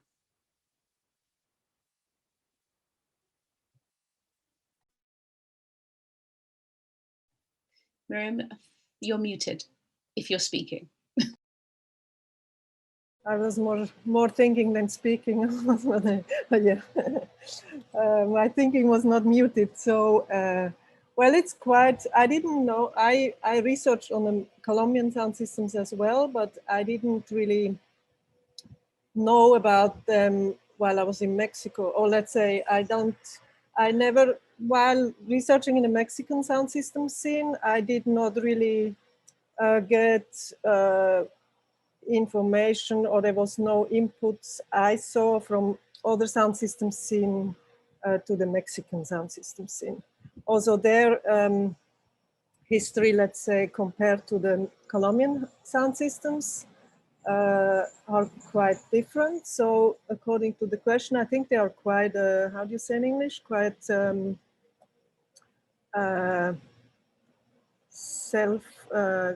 it's quite closed circle. Of course, there is the influence through the music. The music they play is not Mexican music, not Mexican origin music, but it's Colombian music, and then music from other countries in Latin America. So there is always the, let's say, they always look towards Colombia, for instance, because that's where the LPs and the LPs that they play come from, but that's more on the level of the music and not so much on the level of the sound system, if that explains it well. Thank you, Mirjam. Thank you. Our next question is for Emilia. It's from Jack Young. It says, hi, Emilia. Hi, Millie. Great insight into into just a part of the UK free party scene. People can often be off by the free party scene, and an image painted by media can often be one in which puts free party in a light of reckless and careless. Do you think this is unjustified, and why do you think media portray this image? Thank you, Yassmin, and thank you, Jack. It's a really good question again.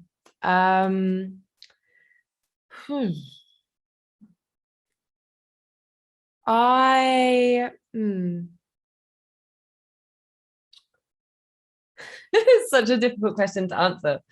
I feel that I'm just going to look at the question missing in the chat again. Is that okay if I just take a second to consider?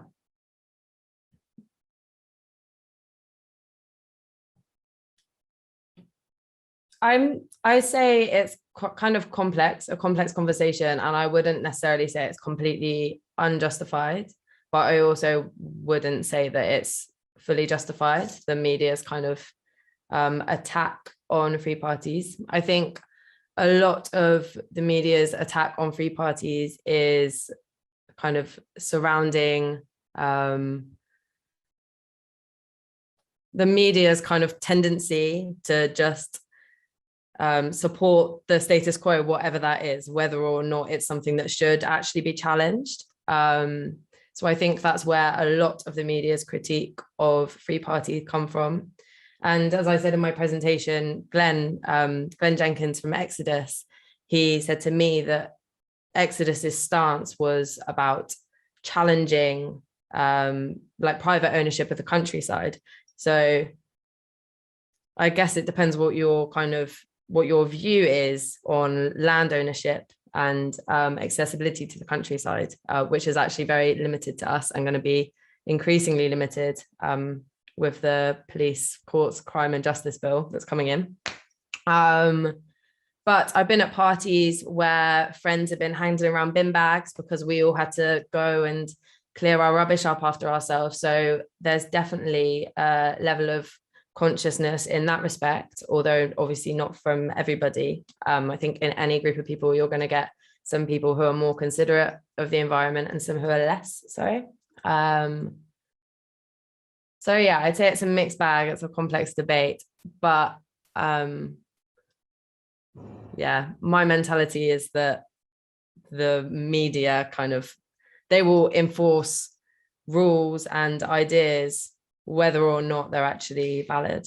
I feel like was that too vague to answer that question? Hopefully that made sense. No, I think you answered the question. I think you were very diplomatic and very kind about what you were saying, but I think you answered the question. Thank you. Okay, next question. I'm just going to jump down a bit to Eric. Hopefully you've caught your breath now, Eric. I was giving you a bit of time. Yeah. Question from Brian. He says, you mentioned Detroit as the historical hub for techno, which was actually born as Black music style. I'm wondering if you are aware of any connection between techno and reggae sound systems back in the days or now, and more in general, if the common roots as part of the suburban Black soundscape is acknowledged by fans or practitioners. Thank you for that question.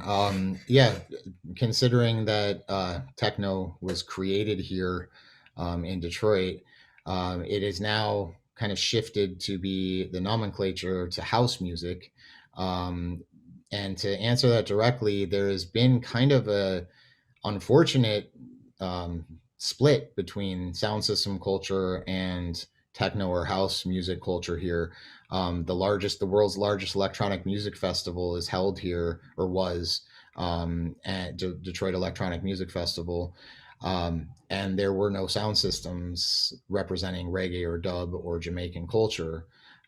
This has been kind of for me, an ongoing conversation. I have performed with house music DJs doing other things, playing trumpet or other sound effects with them or dubbing some things. But the sound system culture, unlike what seems to be what Emilia was speaking about in Devon, it's not as prevalent and linked with this bass culture that seems to be, in my reading and seeing all of you, in England and elsewhere. To the second part of it are the practitioners are aware of this. Most of the DJs are, the person that I'm talking about and that first comes to mind is Agent X. If you know who that is, his name's Mike Clark. He is very aware of sound system culture and utilizing bass bins and effects and all of these kind of things from the very beginning of it, as well as some of the other original practitioners. The fans and elsewhere are probably not as aware of the links between techno and house and jungle and deep bass and grime and all of the other slashes that are in there. But that I think is an unfortunate thing. I've attended the Electronic Music Festival as a performer once, and then as an attendee both times in the early or late 90s, and there was no reference or no sound systems in the traditional setup like we are talking about. I would love for that to come back and become more prevalent of a connection. Thank you, Eric. Thank you. Thank Thank you.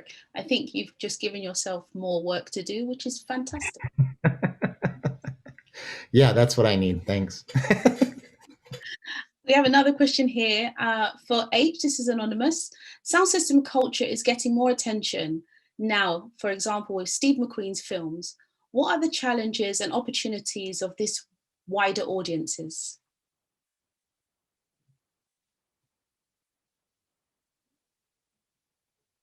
You're on mute.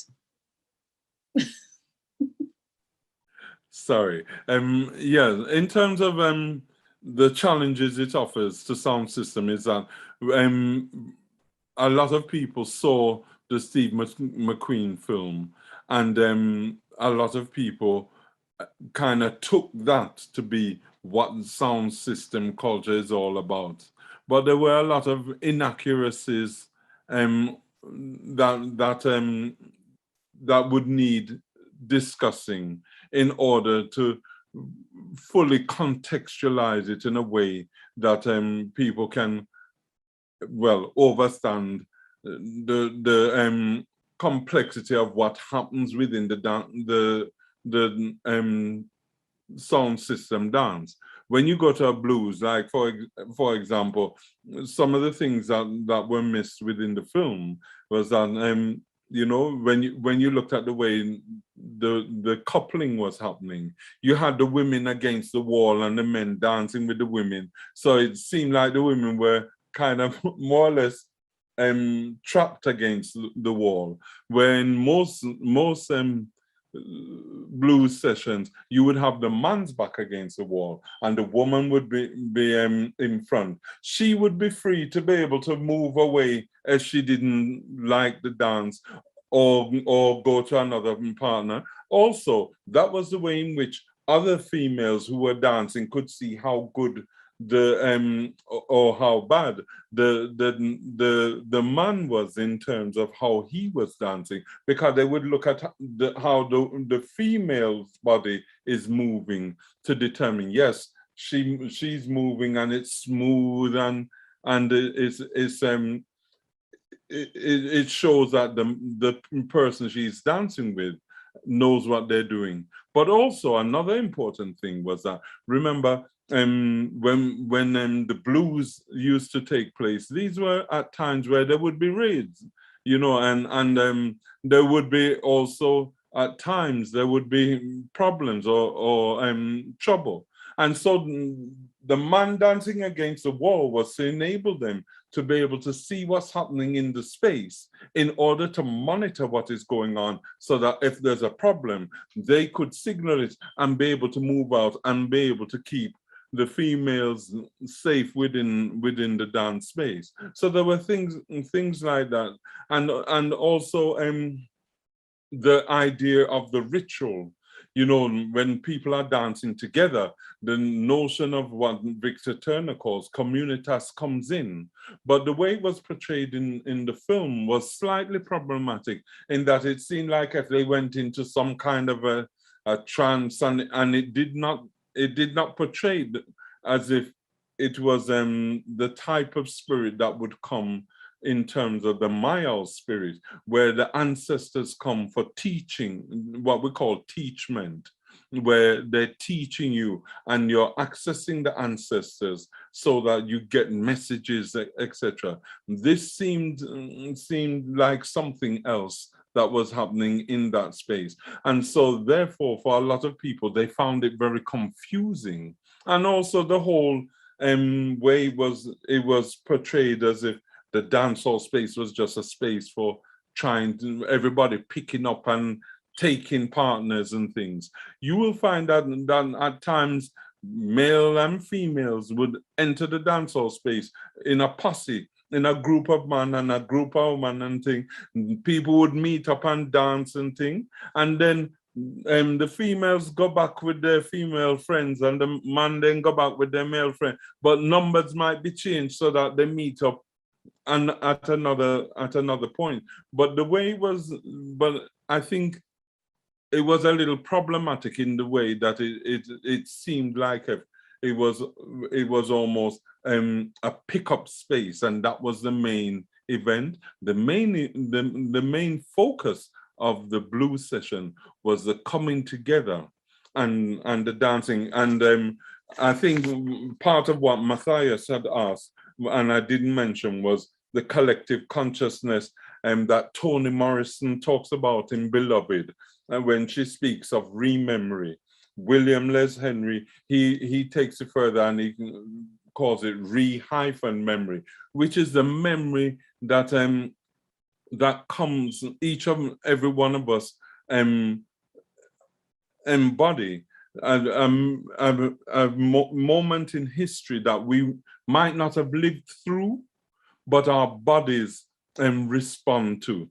Just like when I spoke about the crack of the whip, and as you hear the crack of the whip, the body responds to that because it's a cultural memory that it connects with.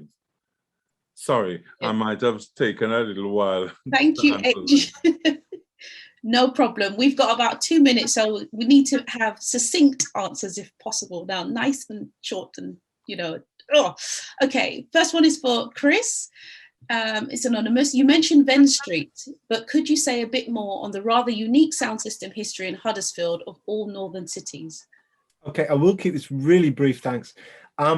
There are many other people who are more qualified than me to speak upon this. So Paul Axis has written a book about Huddersfield's rich history with sound system culture. But from my understanding, effectively, we have this microcosm of reggae music, blues dances, the likes of Matamp locally who were building equipment that was then used to create rather powerful systems. And you had artists visiting Huddersfield, visiting the dances, recording dub plates, and the sound system scene emerged up alongside that.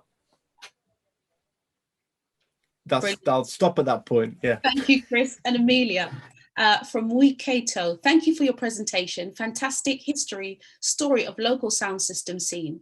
As you studied in Japan, where I have grown up, I was wondering if you can come up with any sound system culture or equivalent in Japan besides music festivals. Personally, I'm not familiar with it. While there are definitely some similar cultures in other Asian countries, it seems difficult to find it in this country. A really interesting question, and it's nice to talk about Japan. I did not experience any sound systems in Japan. However, I experienced a lot of hip hop culture, which is really prevalent there. Japanese people, like from my experience, were really invested in the different elements of hip hop culture. And this, of course, is very influenced by sound system culture, by reggae. I know that reggae has been quite famous in Japan, but I don't know much more about it. But I was very inspired while I was in Japan by my friends and people that I met's engagement in hip hop culture. Thank you, Emilia. And just to tag on to the end of that, because we are definitely coming to out of time. Is the scene in Devon still going? Is it waxing or waning? So it's still going. And I saw another question that was asking about how people responded to the pandemic. So it's definitely been resting. I've seen some live streams where people have kind of played DJ sets of various genres, but that's kind of been it. But it's definitely coming back to life now. But there have been very few parties throughout the lockdown, and none actually in Devon that I've known about. There might have been some that I didn't know about, but they're happening again now. Some of my friends had a party on the beach last weekend, and I've heard about, like, my friend Joel actually has done a couple of private parties with kind of, so still the sound system, but different environment because of the increase in risk because of £10,000 fines and potentially having their rig seized. So thank you, Emilia. And the last question for Eric before we close.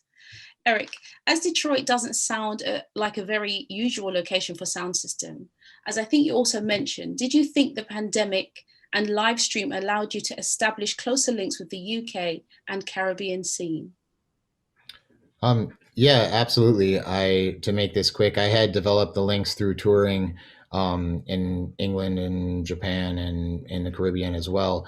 But through the live stream, it did definitely connect a lot more people, and a lot more important kind of connections were made to develop the sound and to develop some other links. Yes. Another benefit of a horrible situation. Where every spoil, there's a style. Thank you so much. Thank you to everyone that's presented today. This is the end of the panel for today, but just to give you some information before we close. Tomorrow we have Thursday the 15th, which is tomorrow, 4 to 6 p.m, session 4, Space, Place and Belonging, Sonic Imagination and Essential Creative Practices. That's tomorrow. However, for tonight, do not, shake your feet, but join us again on the YouTube channel for El Gran Latido Sound System, which will be premiered at the top of the hour, so 1 minute past, so go over there straight away. El Gran Latido Sound System was born in November 2017 with the guidance of Channel One Sound System. It is a root and culture sound system focused on promoting the culture in Colombia and South America. One of their strengths is their family and crew. Since day one, El Gran Latido has been involved in social movements, supporting actions and projects in the different neighborhoods of Bogota and other cities in Colombia. In this short period, they have been out more than 100 times, with the sound amplifying the message of many countries who go through heavy struggles in Colombia. Thank you for joining us, and see you tomorrow for the session, Space, Place and Belonging, Sonic Imagination and Essential Creative Practices, on this same platform. Thank you. Thank you. Thank you. Bye. And thank you, Yassmin, for doing such a sterling job, a wonderful job in chairing the whole thing. Yeah, thank agreed. you. Yeah, and thank you all for all the panelists. It was great listening to all your different approaches and experiences.